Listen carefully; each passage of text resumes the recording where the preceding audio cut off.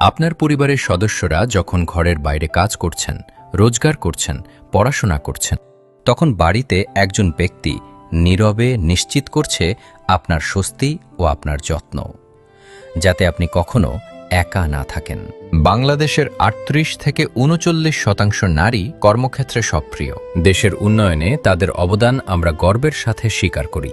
কিন্তু বাকি যারা গৃহিণী ও পরিচর্যাকারী, যারা পরিবারের নীরব রক্ষক, তাদের শ্রম ও ত্যাগ অনেক সময় অদৃশ্য থেকে যায়, অথচ তারাই প্রতিটি পরিবারের সত্যিকারের স্বস্তি।